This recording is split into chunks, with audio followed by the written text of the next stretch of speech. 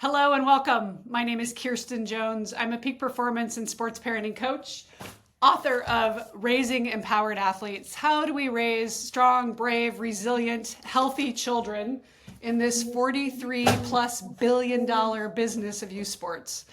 I've been doing this podcast for 8 years now. I started it when my kids were just starting high school because I got caught up in the how could this possibly be the right way to do this, like am I going nuts? And that's what spawned the podcast, what spawned the book, and why I love having people on like today's guest who have also worn all the hats, done the sports parenting journey, and now wrote very poignantly and heartfelt about his journey. So David Murray is my guest today. If you're listening or watching this, Soccer Dad is coming out in the middle of April. Thank you so much for taking the time to being on, and let's talk about your journey and Scout's journey on the road to Division I soccer.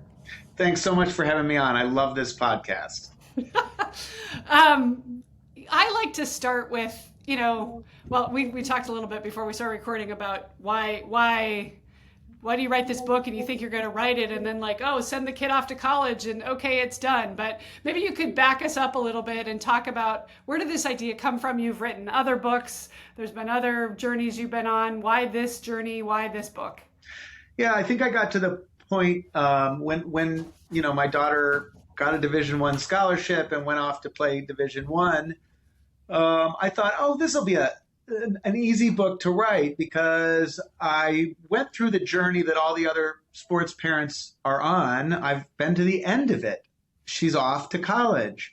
So I thought I would just write that down and write the story of when I first thought she had any sports talent to how we got her off to college. And it might be a nice little guide to other parents wondering what this is like. What I didn't realize at the time was that the second half of the book was going to be about that college experience. It felt like, there's a Sesame Street book where Grover keeps saying, don't turn the page or you don't get to the end of the book because there's a monster at the end of the book. I felt like the book was like that. And I would be talking to her and, she'd be at college. She'd be calling me on the way home from practice and say, hey, Dad, practice was great. I scored 3 goals, blah, blah, blah. And I'd say, oh, that's so great. I just wrote the story of when you were 5 and you scored your first goal. And it was this wonderful thing until it became this intense thing. And then I'm writing the book while she's living the book and we're living it together. And it became quite an enmeshed experience. So you talk about the journey to the D1 scholarship a bit and about how it kind of wasn't, remember, you got the offer and you're like, wait, what just happened? So I'd like to talk about that, but first maybe it's better we started beginning. Talk about her journey to what point you decided, what is this ENCL and how do we, we're going to drive how far to go to practice? And I thought we were just doing kick and chase and having fun, right? So maybe you can take us through your journey with her and how you guys pivoted at different intersections. Yeah, and I think that, there are probably a lot of parents in more developed markets or parents who know more than I do. But my generation is we're baby boomers. We played our sports in jeans, blue jeans for most of the time. And so I wasn't prepared. I think many of us weren't prepared for how organized and intense and kind of Byzantine this whole, system is and increasingly is. So, I knew my kid was pretty talented from age 4 or 5. She could really play. She loved it. She was faster than everybody, all the other kids on our teams usually. And I kind of took this laissez-faire approach isn't this supposed to be the easy part of parenting? I thought getting her through school was going to be hard. I figured I'd have to tutor her in math, God help her. But there were a bunch of areas that I thought okay, she's a girl. We have to make sure eating disorders don't happen. I was prepared for a lot of work in parenting, but not in this area. I thought this would be the easy part. And I kind of acted like it was the easy part and just figured if she was talented enough, she would rise to wherever she needed to rise. And that proved to be untrue. And I got, shown to be lazy and kind of complacent a number of times. There was a moment where in the book I talk about where she should have probably moved to a different club. We're in Chicago. She should have moved to a different club. Well, I didn't know about the different clubs. So the current club said, why doesn't she play up? Well, now she's a 9-year-old playing up with 11-year-olds, all of whom have phones and boyfriends. And she's like lost for a year or two.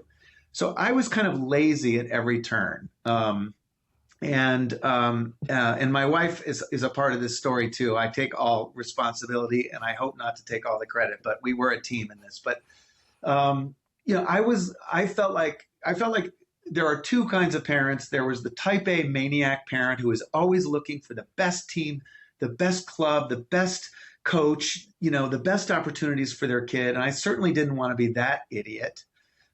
So I kind of erred on the side of being what I call the hippie parent, which is just, oh, it'll all work out. And I think I've kind of realized along the way that the great soccer parent or the great sports parent has to somehow be a combination of both of those things. And that being a combination of both of those things is very hard to do. So I didn't master it. I erred on the side of being lazy. And at a number of moments, she had to discover another level. And there was a moment when she was a freshman in high school where she thought she was, we all, her current, club coach said, oh, you're going to play D1. You're going to be fine. You're going to be great. She was starring on her high school team, and she got a tryout at an ECNL club and cried all the way home because she was absolutely came to understand that there was a whole level or two that she needed to go to achieve this dream that all of us, lazy father, lazy family, just assume she's awesome. And also, self-interested club people who don't want her to leave the club. And so, she survived that, but it was a very traumatic moment. And I think it did some good, but it was a very hard moment. I'm going to defend you and against the lazy and actually say, because that's what I see is parents who they want what's best for their kid, but they're not spending every waking hour researching what the highest level at the earliest stage is.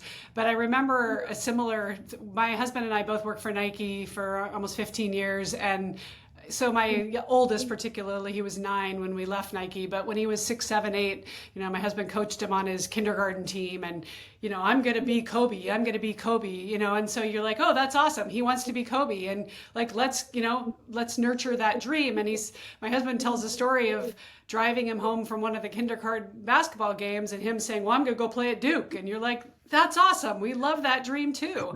And then you're like, he goes, so CJ, how many kids do you think play high school basketball? And he's like, I don't know, like 50, and you're like, actually 550,000 kids play high school basketball. And how many kids get to play Division I basketball? And like you do the math. And then how many kids are on the Duke roster, right? Like they don't have any concept of what that is. And to your point, like we had lived in Portland, and then we lived in San Diego, we lived in Buffalo, we lived in LA, and at every stage you're like, do they need to be up against the better competition so that they can grow and develop? And I grew up in Montana where I was a really big fish in a really small pond. Like, did that help me actually become a better athlete because I got the confidence to believe in myself? Whereas you put her up against the ECNL, and does it tank her confidence? So like hindsight's 2020, and you can always go, oh, I would have been better had I been raised in LA because I would have played against all the NBA kids, parents' kids. But would you have been?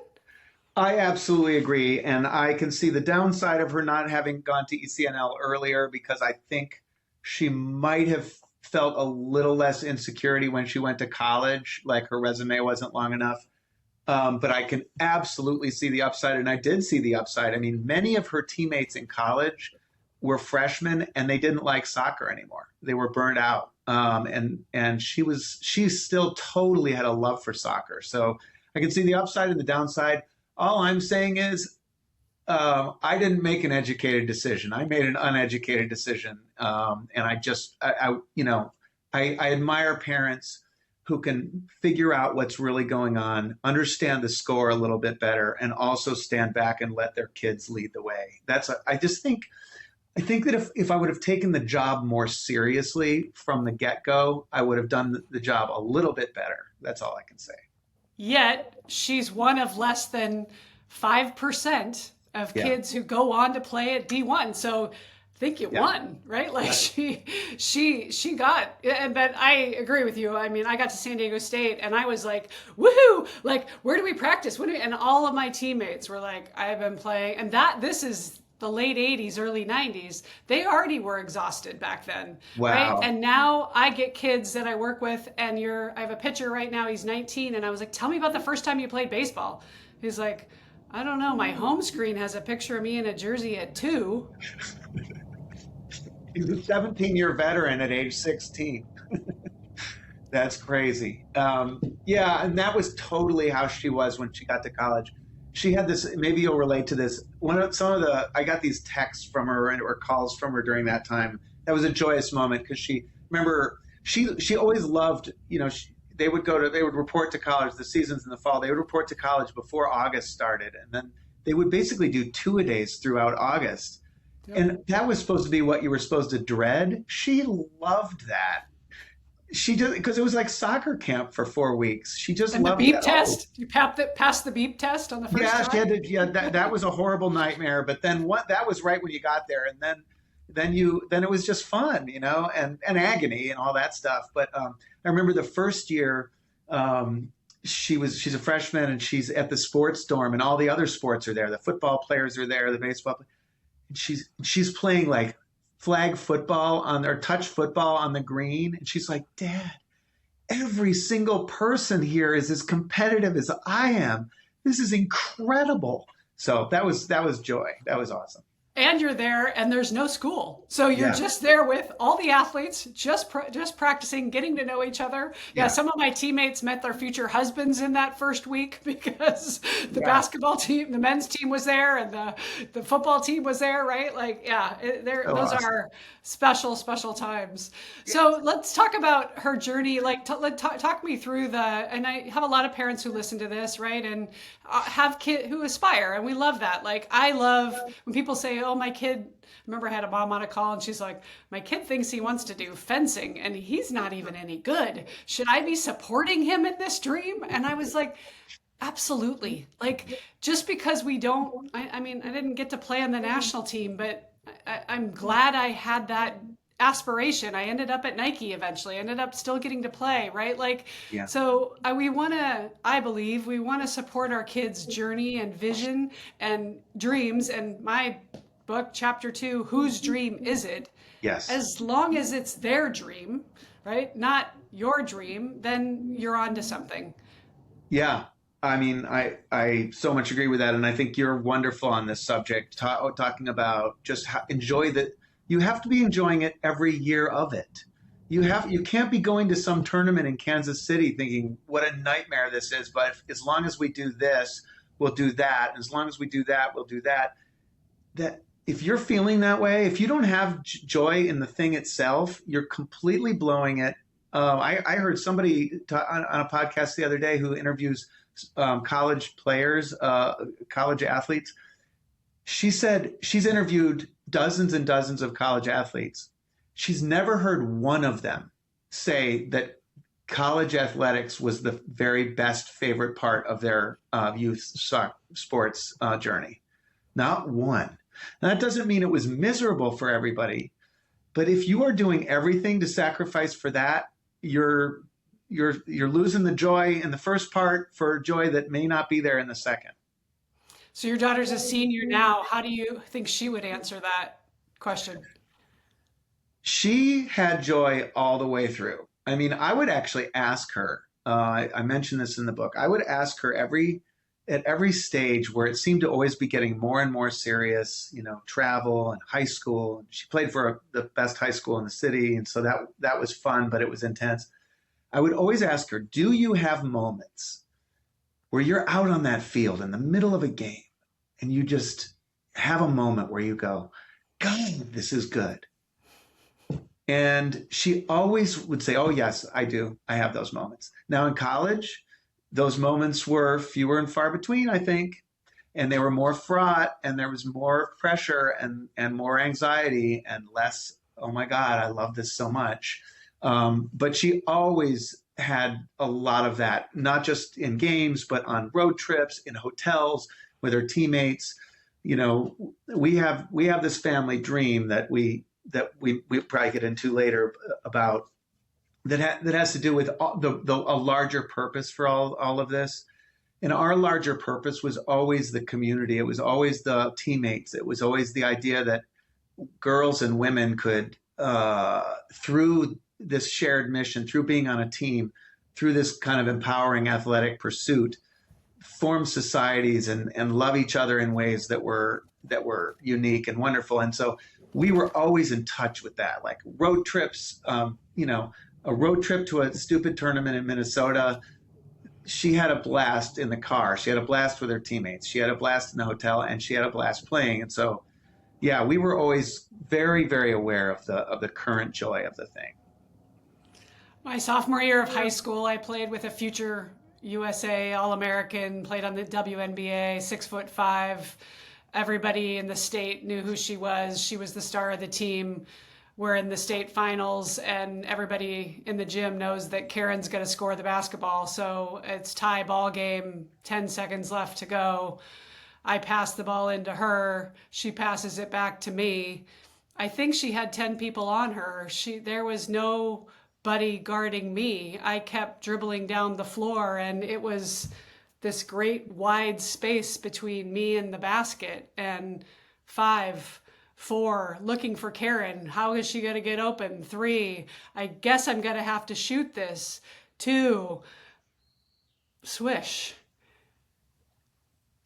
And I don't remember hearing anything. I think I could have heard a pin drop, but I remember my mother and father running out onto the court and my dad hugging me. And I felt like he whispered in my ear, remember this moment. It doesn't get any better than this. Wow, that got me. There are a couple moments that she had in her career like that, and one of them, she scored the winning goal to win the Mid American Conference Championship, and that was just a completely surreal experience that I detail in the book. But there was another moment when she scored one of the winning goal, an important goal in the city championship her senior year, and then she was interviewed on the field in front of all of her friends and family. She's interviewed on the field. She's won the city championship. She comes off. Her boyfriend proposes to her for prom, and like all this happens, and we get home from dinner and all the hullabaloo, and she's getting ready for bed, and she says, "Dad, do you think this could be turn out to be like one of the 10 best nights of my life?" And I was like, "Yeah, you can live a pretty good life and not have 10 better ones than this." And of course, I didn't tell her, like, that was one of the best nights of my life, and probably your dad's life too. Well, and of course, I remember thinking as a 16-year-old, are you kidding me? Come Like on. this being one of the best? And Yeah. 40 years later, whatever it is, 40 plus years later, I can remember it like it was yesterday. And yes, Yeah. I've had some beautiful moments. I'm very, very blessed. But Yeah. those are the moments that I think become, like, to your point, which I love and I agree with, like, if your kid is not having those kind of moments, like those opportunities, then you need to go fish in a different pond. You need to find an opportunity where they can grow. And that's what I think one of the biggest problems that youth sports is facing is it's so all about the winning. It's so all about the outcomes that the clubs are taking all the money to get the trophy, to get the podium. And what's being lost in the whole experience? I mean, kids being subbed in for, for 1 point in volleyball or one pitch or one, 5-second run so that they can say they were a part of the team. That's not development. That's not giving them the opportunity to grow and to fail and to learn and to, again, it's not always going to be perfect, but that's what youth sports is supposed to be about. Yeah. That's what all sports is supposed to be about. What's the point of this? I mean, God does not care who wins the Mid-American Conference, you know? I had Steve Kerr on, I think now almost 2 years ago, but he's so fabulous to listen to. But I love what he said about Steph. He said, to this day, he's the first one in the gym. He's got the music's going. We have the videos from the night before. He always has a smile on his face. Yeah. He goes, he's just happy to be here. And Yeah. okay, yes, you can say, well, he's making all these millions of dollars, but he's like, he would be happy to be there if he wasn't getting paid. Raymond Green is making zillions of dollars. He doesn't look very happy to be there. Exactly. Exactly. Yeah, it's one of the wonderful things about Steph. Like, it's just joyous to watch him because he loves to play basketball. I want to talk to you about your family mission. Okay, I love this. I talked to a lot of parents. I actually had a mom on a call this week, and they were trying to decide whether they should go to Minneapolis this weekend or not. And yes and no. And it's the fifth travel tournament of the year. We've got 3 more to go, and can we afford it? And all of these things. And then, of course, I'm assuming that the daughter's like a 17-year-old or 16-year-old and is trying to get recruited, and she's like, oh no, she's 14. And I'm like, what? Wait, what? Like, okay. Family timeout, family meeting. Yeah. What are your values? And I love you had this family mission and you talked about your favorite movie is Dare to Dream, right? The USA soccer story. And you said you had it on repeat, right? A dozen times or more. Talk about that and how that formed maybe how you coached / parented your daughter on her journey. Yeah, that's our family bio. I mean, to that first family, and I know families like that, it's anxiety. It's if I miss this tournament, will I look back and say, oh, we should have gone to Minnesota when she was 14, which I get that, but it is just missing the point. No, when Scott was very little, so, again, being a baby boomer, I grew up watching women play sports. It looked like a hobby for them. It was important for men to play sports. It was part of men's identity. But for women, the field hockey players always looked like they were mopping the floor. They were all bent over in skirts. And it just, Chris Everett Lloyd didn't even seem to break a sweat in those tournaments. She broke a sweat when Martina Navratilova showed up. But women's sports seemed like, and so that somehow seeing that documentary, I mean, we fell in love with that 1999 World Cup team, with Mia Hamm and all those guys. But seeing the documentary that came out a couple years later when Scout was very little, she was probably 3 or 4 when we first watched it, and seeing how those women were with each other. First of all, it was an awakening to see that women could care about sports that much and could be just as intense as men. That was like an actual emotional awakening for me. But then watching the way they were with each other and the way they loved each other, and forget Joy Fawcett has a kid. And they make her go on the road with her, and they take the kid on the road. And the kid, there's all these wonderful, funny stories. The kid's in so many team meetings that she has an accident, and she says, "Oh my gosh, I think I must have just lost my focus." And they're all just like, and it's 20 years later, and they're all laughing with each other and it's a few years later, and they're telling stories on each other. And I just thought, gosh, if women use sport? Can girls and women use sports to express themselves this intensely as athletes and this intensely as people with one another? It just seemed so sort of empowering in such a concrete way that we thought, yeah, we could get a piece of this. And so, we would watch that movie like every couple of years. And there are moments in that movie that I can't even talk about without crying. Have you seen this movie? Are you familiar with it? I actually haven't, no. All right. Well, I'll see if I can get through this. But there's this part in they sell out. That team sold out, or they decided they wanted to play that World Cup in huge stadiums. Soldier Field in Chicago, the Coliseum in LA, the big stadium in New Jersey, like 60,000 people, and people said, "You guys are idiots. It's gonna look terrible. There's gonna be 2,500 people, in Soldier Field, and you're gonna look like this is gonna look bad." And they said, "We think we can sell these things out."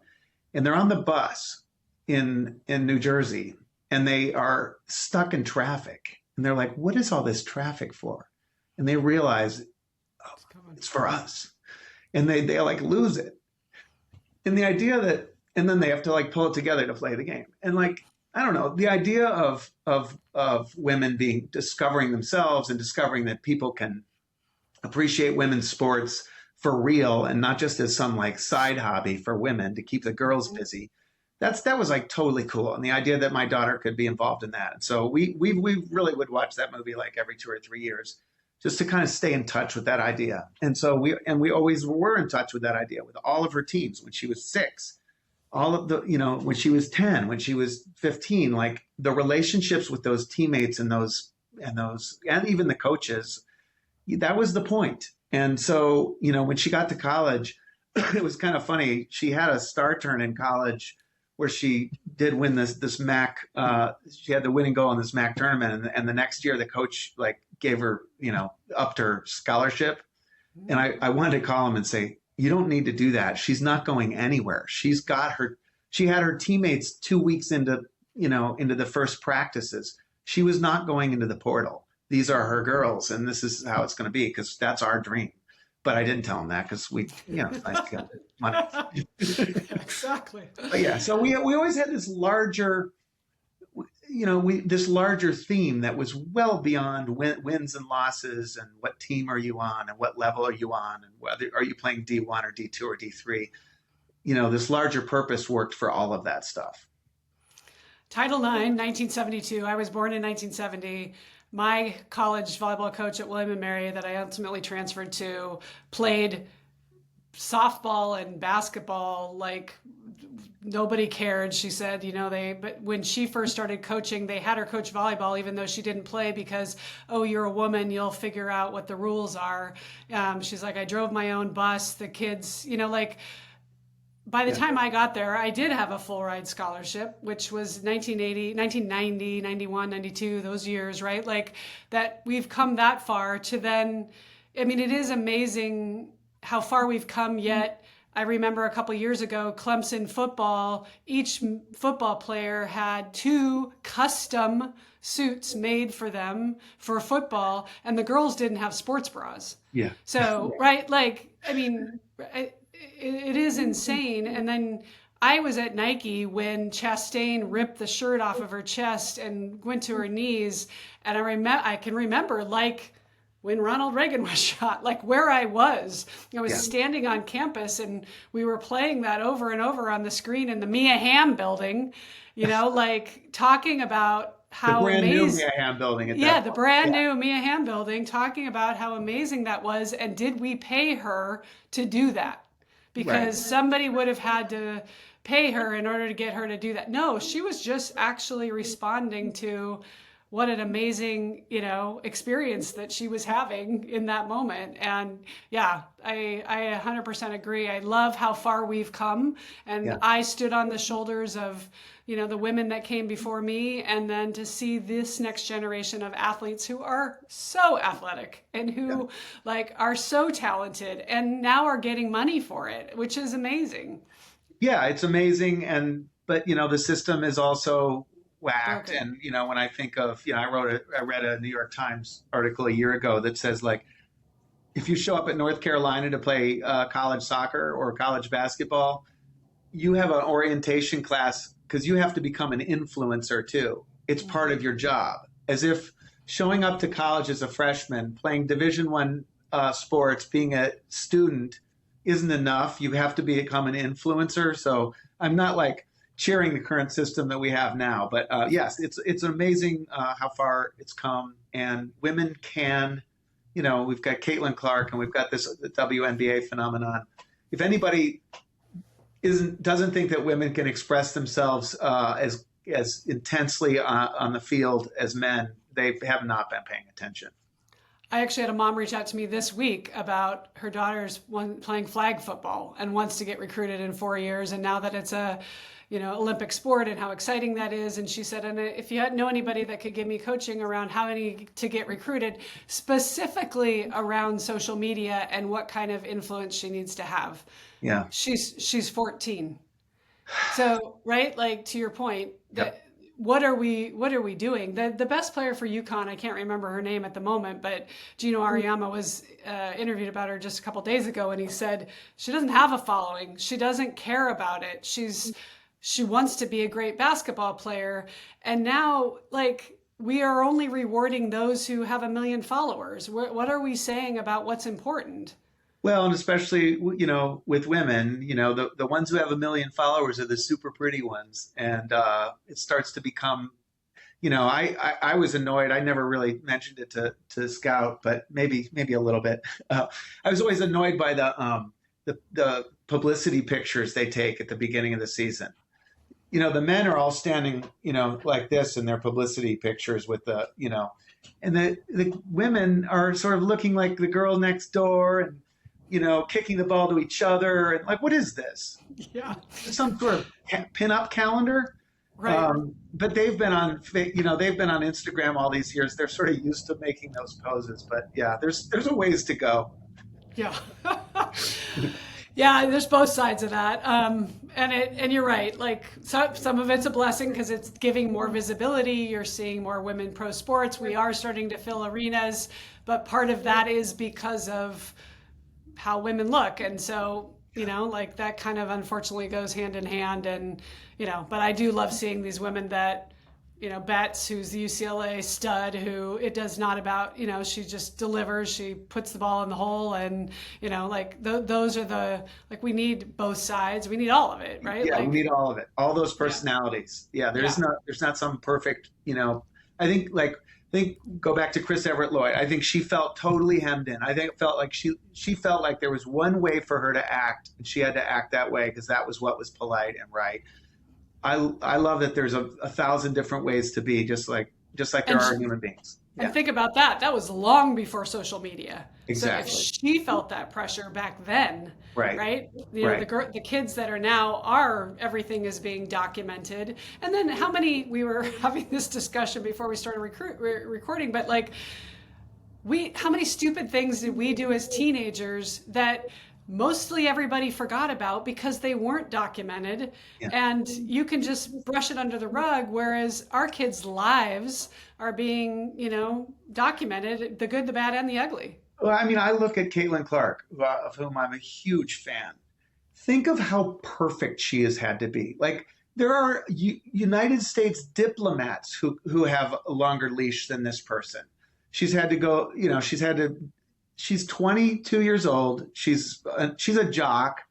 When you're a jock, you're not supposed to have to think about much more. You're a jock. She's going to school. She's had to, she's an Iowa kid. She's not from New York City. And she's had to navigate, sexual politics, gender politics, feminism politics, stuff to do with the economics, and not say a word wrong. And she hasn't put a foot wrong, but I feel sorry for somebody who's 22. When I was 22, not putting a foot wrong was not a priority for me. Yeah.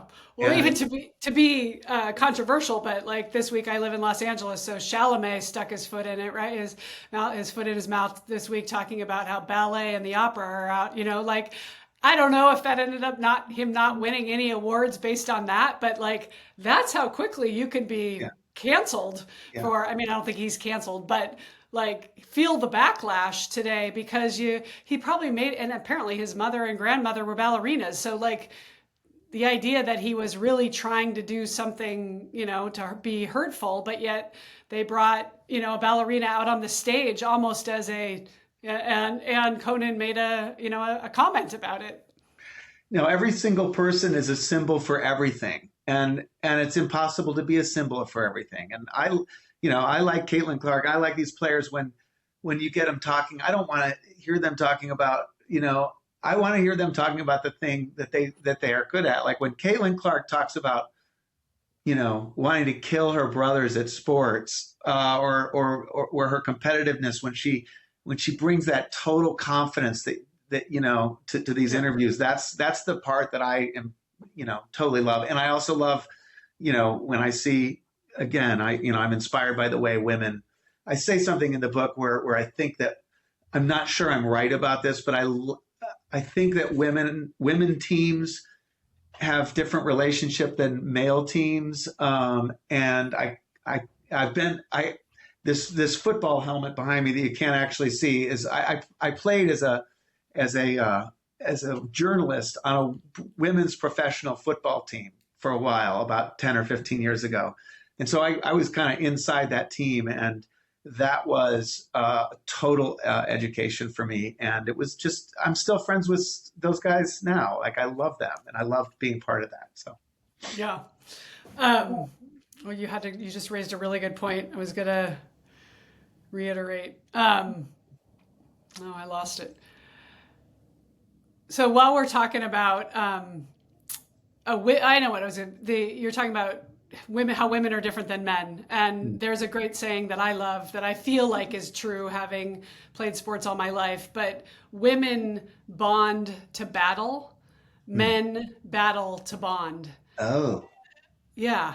So women, if I know you have my back, yeah, we go to war.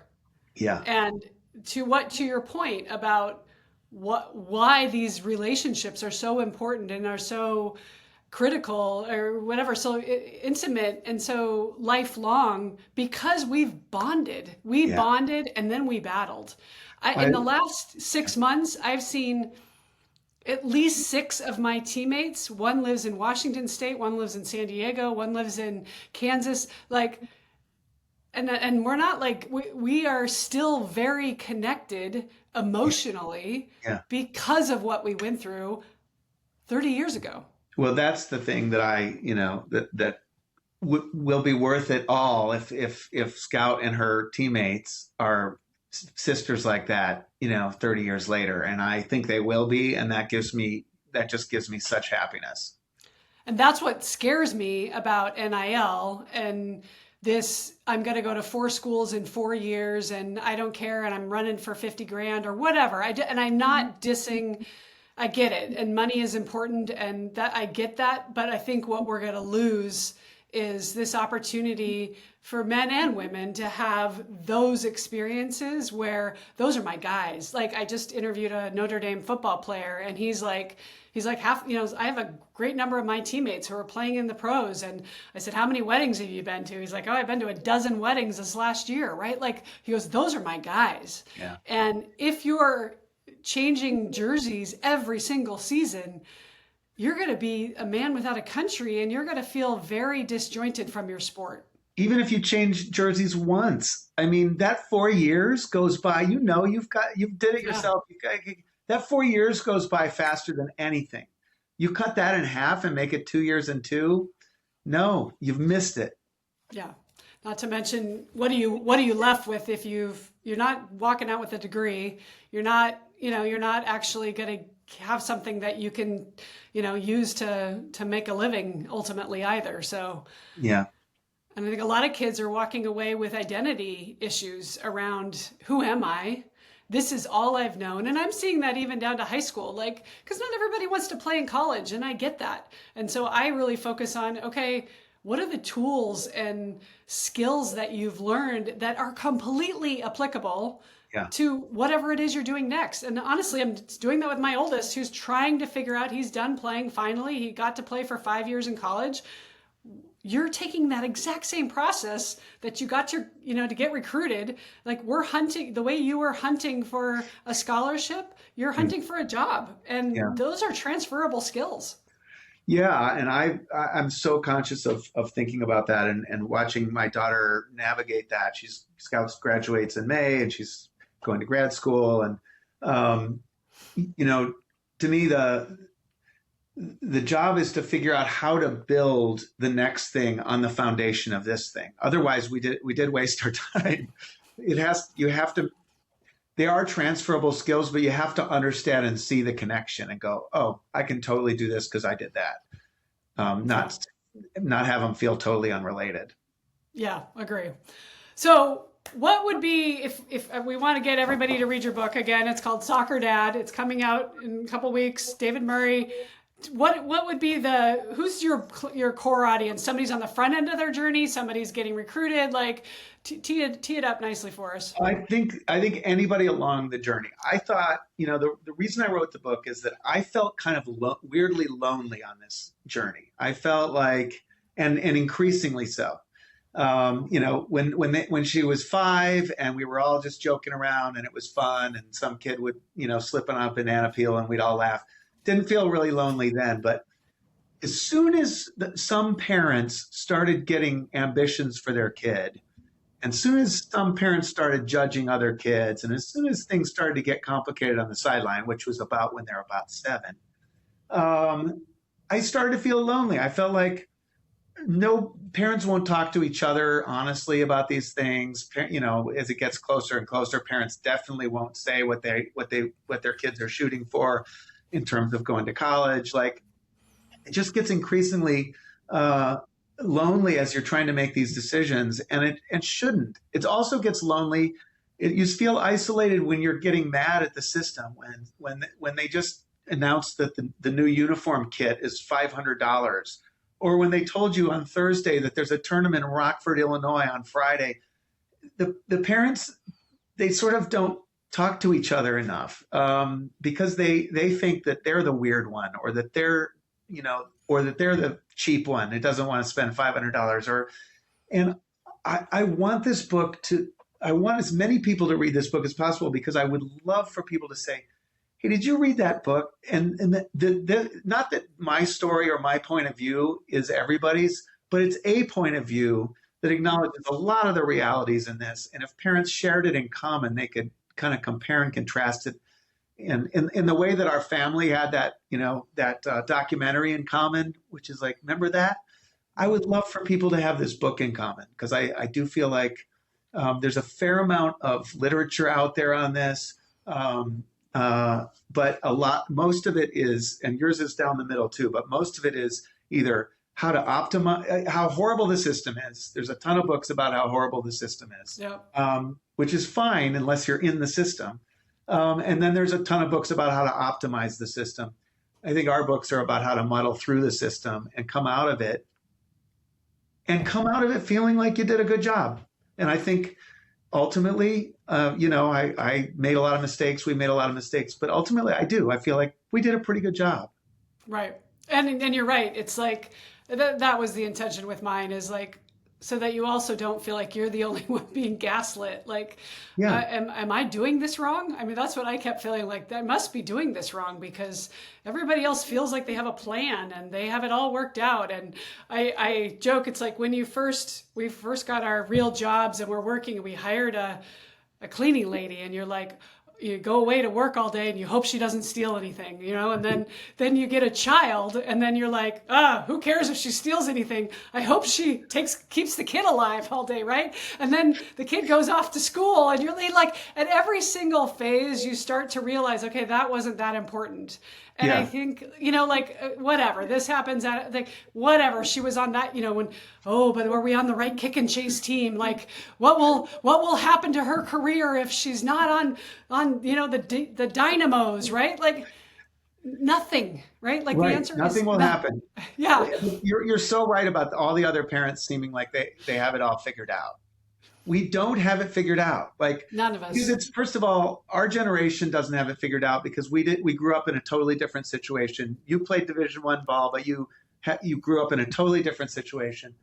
And nobody has it figured out, because the system's changing constantly and getting more absurd and weird every year. So we're all in this together. It's hard. It should be difficult, and it should also be joyful. I mean, it shouldn't be the easiest. It is not going to be the easiest part of parenting. Get that through your head. But it should not be miserable. It should be fun. When I started this 10 years ago, I really thought, okay, I'm just going to be coaching the kids. And honestly, in the last year, my model has shifted, because a lot of times it's the parents that need the coaching. more than the child. Like they'll call saying they're calling for their child saying, well, Susie's really unhappy because we didn't make the twos team and she's a ones player and whatever, we're on the threes. And then I get the kid on the phone and the kid's like, I'm great. Like, this is awesome. Like, I love it.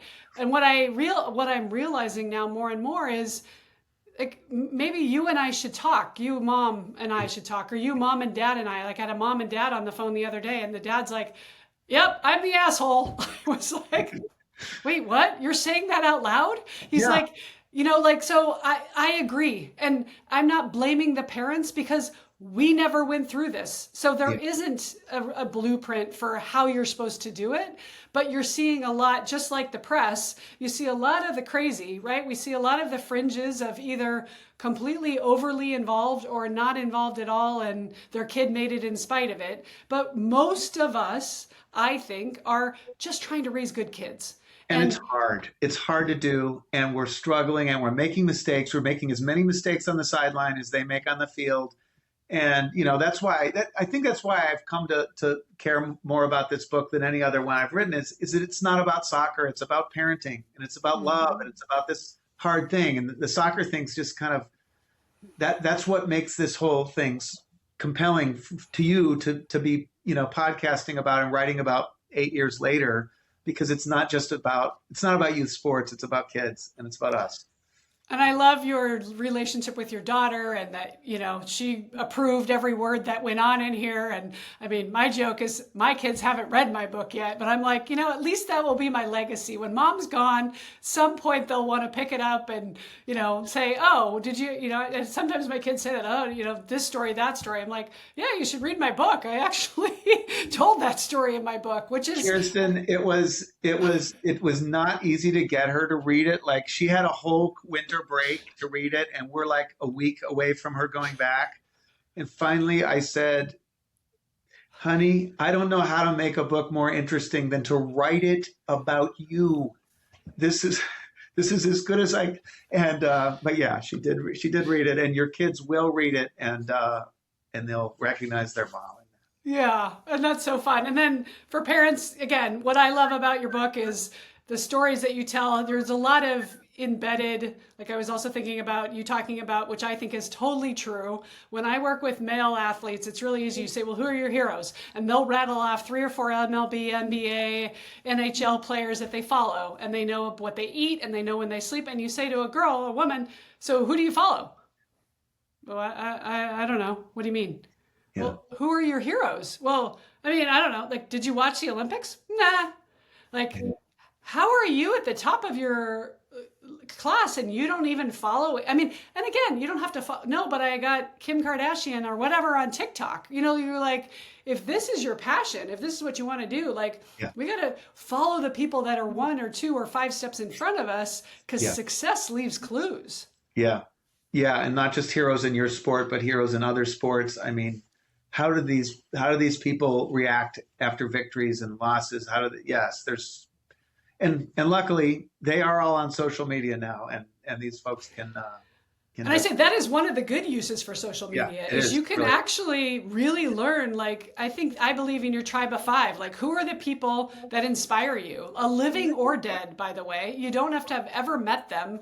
You can go into a library or go online and learn about how they thought about everything. And that will inform, like, oh, well, Tony Robbins did this. Tony Robbins doesn't have a PhD. Tony decided he wanted to be a great speaker, so he went to not 1, Toastmasters a day. He went to 5 Toastmasters a day. Why is he one of the most prolific speakers? Because he learned his craft and then he mastered his craft. Yeah, like a complete maniac. Well, if you would ask out, if I would have died when she was, say, 9 years old, and then interview her when she's 30. What did your dad teach you?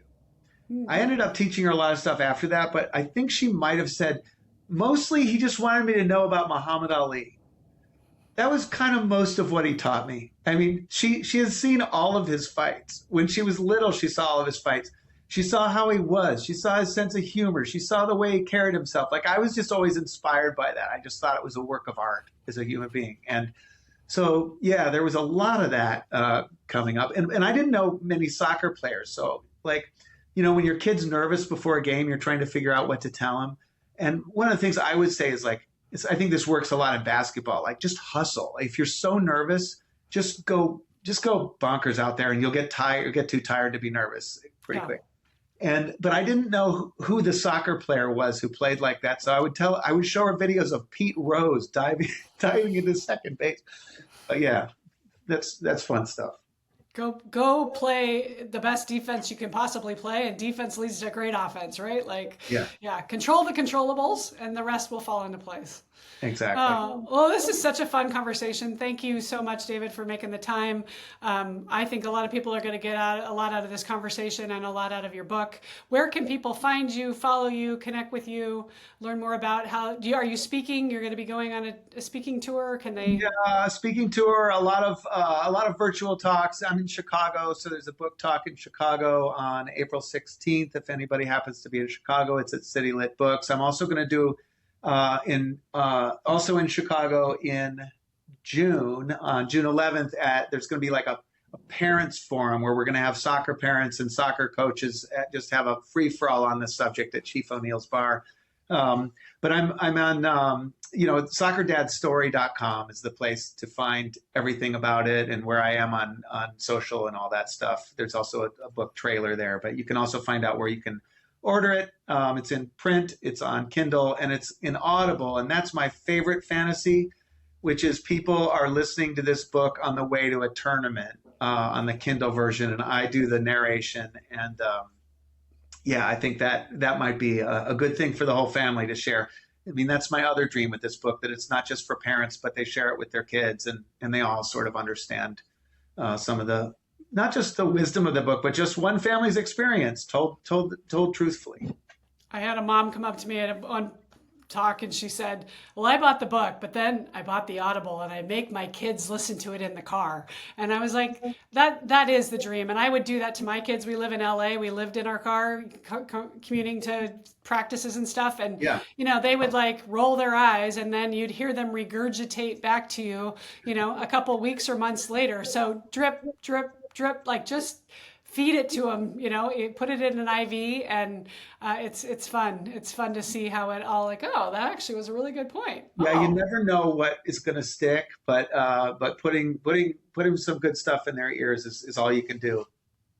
Okay, one last question I like to ask all my guests. How would you finish this statement? And you can make it a word or a phrase or a paragraph, but however what moves you. The best athletes I know do this. Uh, they love playing.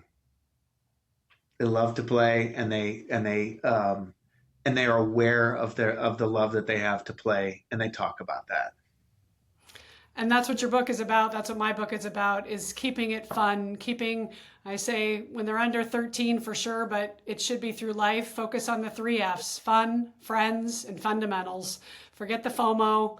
Like, if your kid is meant to go D1 or D2 or D3 or pro, it will happen over time. Yeah. But in the meantime, sit back, relax, enjoy the ride. Don't let that all overwhelm you to the point that it snuffs out the fun for all of you. And it goes awfully fast. Goes very fast, very, very fast. Thank you so much. Parents, please like and share and jump onto Substack. David's now on there too. We're going to be commenting. We can, if we want to answer questions, if you have any. I love the engagement. I think we all learn by, having some epiphanies, some of this stuff we know, but we like the reminders. And that's how we learn as humans is, getting that reminder that, okay, I'm going to shut my mouth in the car ride home and just say, gosh, I'd love to watch you play. That's it. Yay. All right. Thanks, parents. Till next time. Let's do this.